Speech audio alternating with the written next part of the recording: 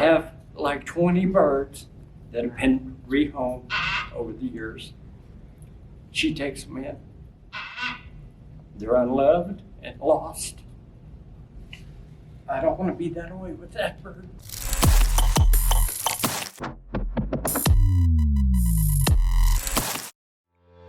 I can't even begin to tell you how excited I am for today's class. We have Laurie, who's a free flight student, and she's finally involving her husband, Bill. Well, I felt sorry for her one day and I wanted to put her outside. I got her out of the cage. My fear, I think I put gloves. Since that day, it's been downhill. Okay. She fears me. She won't approach me. I used to feed her bananas every day. It just don't work anymore. Okay. I don't know what I did. I broke it. Aw. I can't fix it. Aww. I need your help. Laurie first joined us about 1.5 years ago when we did our first master class in Texas. She came out and wanted to become a free flight student. So she actually booked this one a long time ago in the hopes to talk us into being a free flight student. Fast forward, she graduated a few months ago and has been excelling beyond belief. It's been amazing to watch her grow, but her husband was never really a part of it. It turns out that he has had a severe fear based on about 20 different parrots in his past that have all just bitten the ever-loving crap out of him. And so we wanted to make sure that we took today's opportunity to work through and help him gain some confidence with this bird that he is so supportive of his wife owning. There was actually yesterday a young couple sitting in those exact same chairs that had a little comment. And the guy said to me, he's like, kind of similar. He's like, I'm afraid of this bird. And the only time he wasn't afraid of the bird was when it was doing a training session. He was doing a training session with the bird. I said, well, then just make everything a training session.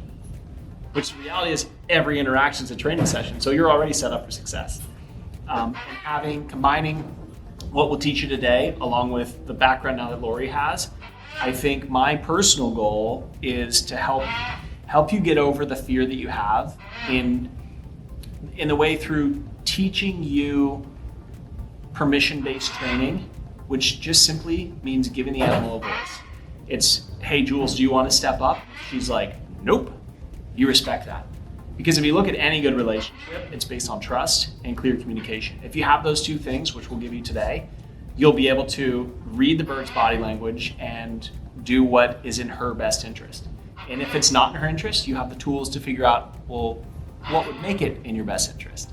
And so we're going to do all that, but I know the foundation's solid, so I'm so excited to see where this goes. I wanted to work with a foundation of just simply stepping up, because that's where we work with most pet parrots at. However, as I worked through the step up with him, I realized that something wasn't quite connecting, and there were some challenges that we had with how to use both hands at the same time at the right exact spot with the clicker, and all the timing just proved to be a little bit too much for him. So, go ahead and let her see you have the treat. That's a no. Yep. Yep. Go ahead and then give her lift, lift, lift, lift, lift, lift, lift. Awesome. And let's go ahead and set her back down. Okay. Perfect. Could you feel how she put a little bit of weight on you? And then you need to assist. She'll transfer that weight, but she needs to know when she steps on you, it's not just like a limp noodle. Okay. When she puts a little bit of that weight, she shows. Gotta have strength. Yeah, so Okay. she's showing you she wants to do it again. So go ahead and take that treat. Okay. And then you read the body language.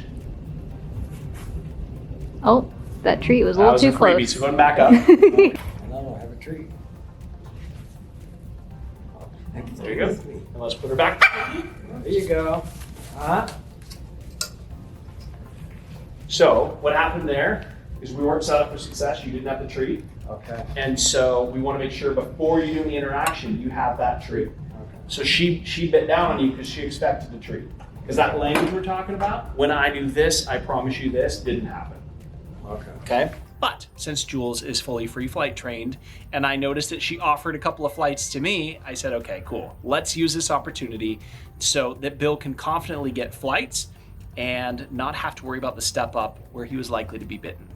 Okay. So I think for you, recall is a better version of getting her to come to you than step up.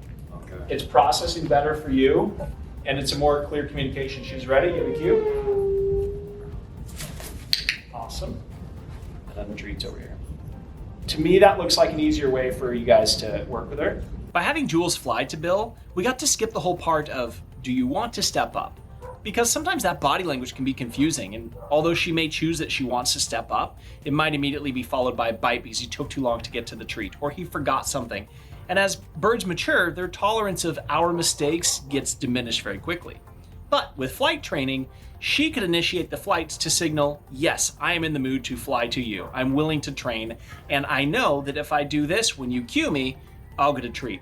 So we were able to make that language really clear so that their bond could be built on clear communication and trust. We started to notice a slight hesitation from Jules when Bill would go to put her back on the perch. And it was actually one of the students that was watching that pointed out that there was a difference there. He faced, so when you put your pen in, you make her step up, and he's pushing. Is the chest is pushing against the perch? He's trying to get her feet onto it. Like he's tilting his hand. Yeah. Can you Instead of stepping like this. watch or that? step I'm up. watching the scissor rend. Now, this is a great example of how when I'm in a training session, I'm focused on something and I might miss something else.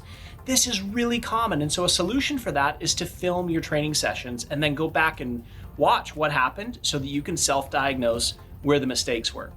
Fortunately for us, there was about 10 other pairs of eyes on this training session that could give valuable input. And we noticed that when Bill would go to put Jules down on the T-stand, he was almost scraping her off, versus when I would do it, I would encourage her off, I would show her a treat, she made the choice to step up, and that whole transaction, if you will, was a lot more smooth when I did it than when Bill did it. So we worked on cleaning that up too. A natural inclination that humans have is when we're experiencing success, we want to jump to this next step, or maybe even the end step. His goal was to be able to take Jules in and out of the cage flawlessly without being afraid of being bitten, without ever getting bitten, all just in case Laurie was not at the house. But that's a long step to go from trying to get her to step up to getting her out of a carrier.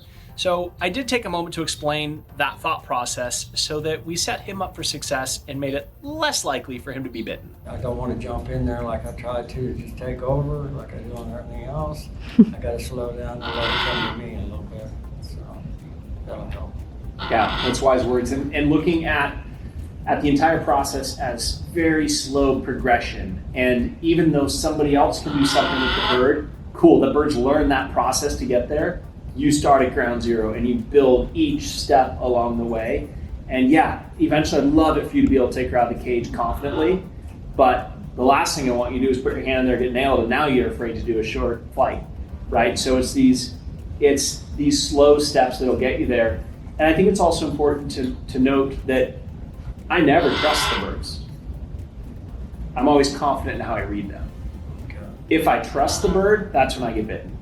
If I'm overconfident or I ignore it, I get bitten. But I never trust the birds, ever. I'm always reading their body language the best that I can, and I'm looking for signs that they're telling me, no, I don't want to do this interaction, or no, I don't want to step up. And that's where I ask, well, why don't you want to? And then I try to change something. One of the questions that Bill asked me is, okay, when we're at home, should I do this without Laurie? And the answer is it depends. So for their specific scenario, Laurie's gone through our free flight program. She has excelled in the free flight program. And if you think about the consequence of doing free flight wrong, you'd lose your bird. So the fact that she's this far into it with such an incredible success level, I fully trust her training to be able to be there and help guide Bill through what those training sessions should look like. It might be something where in other circumstances, the bird might be more aggressive if the spouse is there. But in this case, it makes the most sense to include the two of them in every training session so that she can really hold his hand and walk him through what that process should look like. You'll notice that when I'm teaching things, I often say, here's what it should look like, here's what it shouldn't look like. And I think it's really important for the contrast to be seen. But in this case, it was also really important that Bill went home with a set of tools of exactly what to do. My goal in the class was to give him that homework, to give him the experience here in person, so that when he went home, there was no question about what should a recall look like? When do I treat? Where do I treat? And I'm just so excited to say that we're able to achieve that with Bill today. And I can't wait to see what their progress looks like on the next free flight trip.